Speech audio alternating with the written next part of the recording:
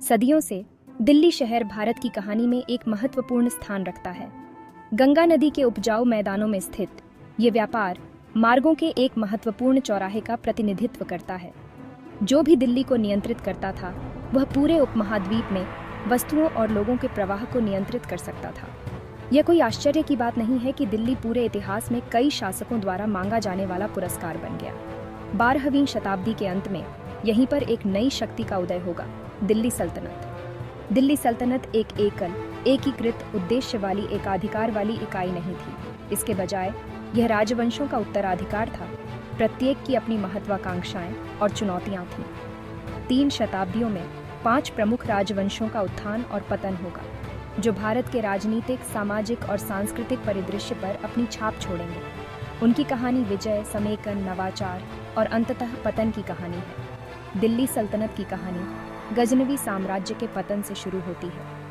वर्तमान अफगानिस्तान में स्थित यह तुर्की राजवंश 1 सदी से भी अधिक समय तक उत्तर पश्चिमी भारत के अधिकांश हिस्सों पर राज करता रहा। हालांकि 12वीं शताब्दी के अंत तक उनकी शक्ति कम होती जा रही थी। इस शक्ति शून्य में एक नई शक्ति का प्रवेश हुआ, गौरी साम्राज्य। 1192 में गौरी शासक मुइज़ अल-दीन मोहम्मद गौरी ने तराइन की दूसरी लड़ाई में राजपूत राजा पृथ्वीराज चौहान को हराया। इस जीत ने उत्तरी भारत की गौरी विजय का मार्ग प्रशस्त किया। मुइज़ अल-दीन ने अपने भरोसेमंद सेनापति कुतुब अल-दीन ऐबक को अपने भारतीय क्षेत्रों का गवर्नर नियुक्त किया। ऐबक आगे चलकर दिल्ली सल्तनत के संस्थापक बने। कुतुब अल-दीन ऐबक एक पूर्व गुलाम, एक शानदार सैन्य कमांडर बने। 1206 में मुइज़ अल-दीन की मृत्यु के बाद ऐबक ने मामलुक राजवंश की स्थापना की। मामलुक का अर्थ गुलाम सैनिक है, जो राजवंश की उत्पत्ति को दर्शाता है। ऐबक ने दिल्ली को अपनी राजधानी बनाया और विद्वानों का संरक्षण किया। उन्होंने कुव्वत उल इस्लाम मस्जिद और कुतुब मीनार का निर्माण शुरू किया। ऐबक की मृत्यु 1210 में पोलो दुर्घटना में हुई। उनके बाद इल्तुतमिश आए, जिन्होंने सल्तनत को मजबूत किया। इल्तुतमिश ने मंगोल हमलों को खदेड़ दिया और सीमाओं को सुरक्षित किया।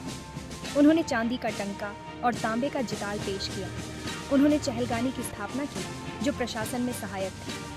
मामलुक राजवंश ने दिल्ली में एक स्थायी सल्तनत की नींव रखी। 13वीं शताब्दी के अंत में खिलजी वंश का उदय हुआ, जिसमें जलालुद्दीन खिलजी ने कमजोर मामलुक शासकों से गद्दी छीन ली।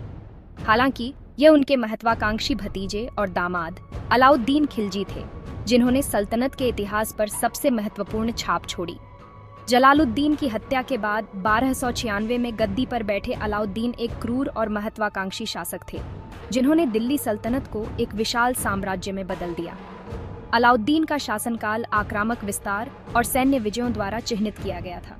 उसने गुजरात, रणथंभौर, चित्तौड़, मालवा और दक्कन को जीतकर सल्तनत के क्षेत्र को दक्षिण की ओर बढ़ाया। उनकी सैन्य सफलताएं आंशिक रूप से उनके सैन्य कौशल और एक मजबूत जासूसी प्रणाली के कार्यान्वयन के कारण थीं। अलाउद्दीन न केवल एक विजेता था, बल्कि एक चतुर प्रशासक भी था। उन्होंने नियंत्रण को केंद्रीकृत करने और अपनी विशाल सेना के लिए राजस्व उत्पन्न करने के उद्देश्य से कई आर्थिक सुधारों की शुरुआत की। उन्होंने एक बाजार नियंत्रण प्रणाली लागू की, आवश्यक वस्तुओं के लिए कीमतें तय की और माप के आधार पर भूमि राजस्व की एक प्रणाली शुरू की। ये उपाय, हालांकि कठोर थे, का उद्देश्य उनकी सेना और आबादी के लिए सस्ती कीमतों पर वस्तुओं की उपलब्धता सुनिश्चित करना था। अलाउद्दीन के शासनकाल में कला और स्थापत्य कला का भी विकास हुआ। उन्होंने शानदार संरचनाओं के निर्माण का काम शुरू किया, जिसमें अलाई दरवाजा, कुतुब मीनार परिसर का एक भव्य प्रवेश द्वार और सिरी शहर, दिल्ली का दूसरा शहर शामिल है। उनके शासनकाल ने दिल्ली सल्तनत की शक्ति और प्रतिष्ठा के उच्च बिंदु को चिह्नित किया। हालांकि उनके उत्तराधिकारी सत्ता पर अपनी लोहे की पकड़ बनाए रखने में असमर्थ थे। 1320 में खिलजियों के बाद आने वाला तुगलक वंश महत्वाकांक्षी शासकों की एक श्रृंखला से चिह्नित था, जिन्होंने भव्य लेकिन अक्सर अव्यवहारिक योजनाओं को लागू करने का प्रयास किया। वंश के संस्थापक गयासुद्दीन तुगलक एक सक्षम शासक थे, जिन्होंने खिलजी काल के अंत की उथल-पुथल के बाद व्यवस्था बहाल की।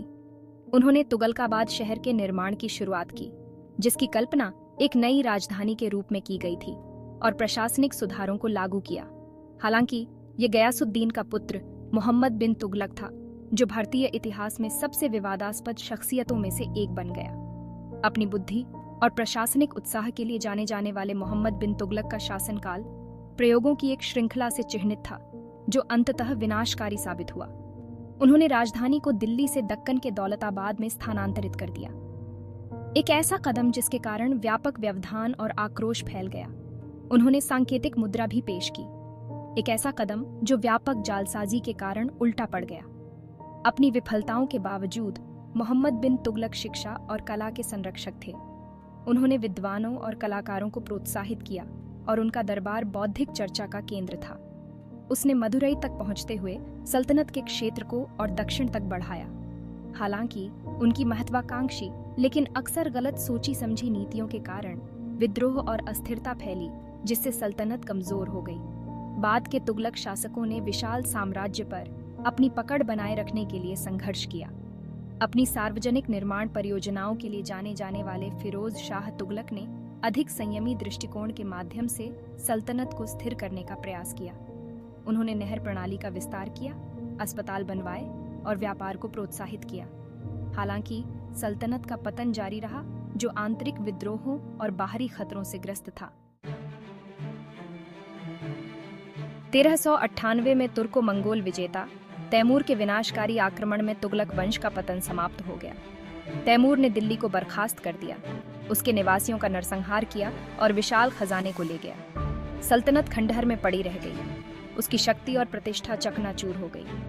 तैमूर के आक्रमण के बाद सैयद वंश, एक अल्पकालिक राजवंश, 1414 में सत्ता में आया। सैयद, जिन्होंने पैगंबर मोहम्मद के वंशज होने का दावा किया था, को तैमूर ने दिल्ली के शासक के रूप में स्थापित किया था। उन्होंने दिल्ली के आसपास के क्षेत्र तक सीमित बहुत कम सल्तनत पर शासन किया। सैयद शासकों ने व्यवस्था बनाए रखने के लिए संघर्ष किया और विद्रोही सरदारों और राज्यपालों की निरंतर चुनौतियों का सामना किया।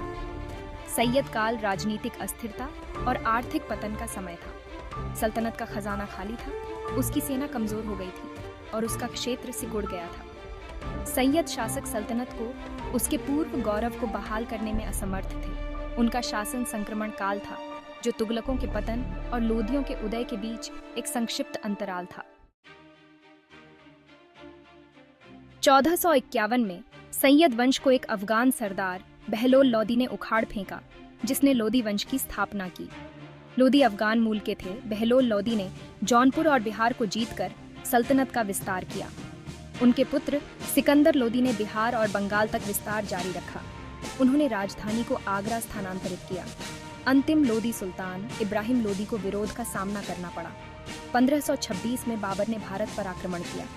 पानीपत की लड़ाई में लोदी सेना हार गई। इब्राहिम लोदी की मृत्यु के साथ लोदी वंश का अंत हुआ। बाबर की जीत ने मुगल साम्राज्य की नींव रखी। दिल्ली सल्तनत ने अपने अशांत इतिहास और अंतिम पतन के बावजूद भारतीय उपमहाद्वीप पर एक अमिट छाप छोड़ी। 3 शताब्दियों से अधिक समय तक इसने भारत के एक बड़े हिस्से पर शासन किया, कला, वास्तुकला, संस्कृति और शासन की एक समृद्ध विरासत को पीछे छोड़ते हुए। सल्तनत काल में इस्लामी और भारतीय स्थापत्य शैली का उल्लेखनीय संश्लेषण देखा गया। इस युग के दौरान निर्मित राजसी मस्जिदें, मकबरे और किले जैसे कुतुब मीनार, अलाई दरवाजा और लोदी गार्डन उस समय की स्थापत्य भव्यता के प्रमाण हैं। सल्तनत ने फारसी, अरबी और भारतीय तत्वों के मिश्रण से कला की एक विशिष्ट इंडो इस्लामिक शैली का भी विकास देखा। सल्तनत का प्रभाव कला और वास्तुकला के दायरे से परे था। सल्तनत काल के दौरान प्रशासन और संस्कृति की भाषा, फारसी का हिंदी भाषा के विकास पर स्थायी प्रभाव पड़ा। सल्तनत ने भारत में इस्लाम के प्रसार में भी महत्वपूर्ण भूमिका निभाई, खासकर उत्तरी और मध्य क्षेत्रों में। शासन के संदर्भ में दिल्ली सल्तनत ने भारत में नई अवधारणाओं और संस्थानों की शुरुआत की। सल्तनत का प्रशासनिक ढांचा केंद्रीकृत शासन और अधिकारियों की एक पदानुक्रमित प्रणाली पर जोर देने के साथ मुगलों सहित बाद के भारतीय साम्राज्यों को प्रभावित किया।